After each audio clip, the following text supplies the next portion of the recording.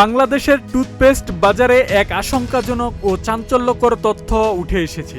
দেশে ব্যাপকভাবে ব্যবহৃত ও বিক্রি হওয়া ৩৪টি টুথপেস্ট ব্র্যান্ডের মধ্যে ২৬টিতেই পাওয়া গেছে স্বাস্থ্যের জন্য মারাত্মক ক্ষতিকর মাইক্রোপ্লাস্টিকের উপস্থিতি। প্রতি ১০০ গ্রাম টুথপেস্টের সর্বনিম্ন ২০ থেকে সর্বোচ্চ ৩২০টি পর্যন্ত ক্ষুদ্র প্লাস্টিক কণা শনাক্ত করা হয়েছে।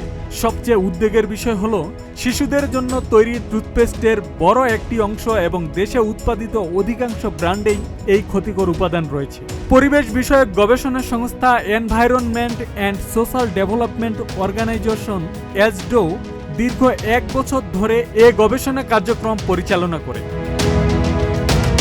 পরীক্ষা করা ৩৪টি নমুনার মধ্যে দেশে উৎপাদিত টুথপেস্টে মাইক্রোপ্লাস্টিকের আধিক্য সবচেয়ে বেশি দেখা গেছে। বাংলাদেশে উৎপাদিত ২৫টি নমুনার মধ্যে ২২টিতেই মাইক্রোপ্লাস্টিক মিলেছে।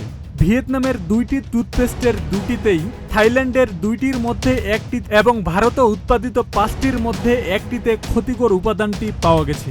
আর ছোটদের জন্য বিশেষভাবে তৈরি ৬টি ব্র্যান্ডের ৪টিতে বিষাক্ত মাইক্রোপ্লাস্টিক ধরা পড়েছে।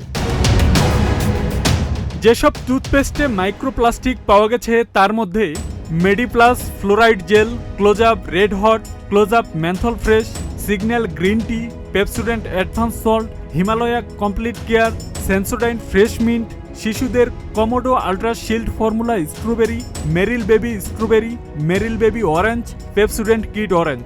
আর যেসব টুথপেস্টে কোনো ক্ষতিকর প্লাস্টিক কণা পাওয়া যায়নি সেগুলো হলো জেনফ্রেশ, Parachute just for baby, mango flavour, Closeup red hot zinc fresh technology, Kodomo orange. Abdul Salam, প্রজন্ম ২৪।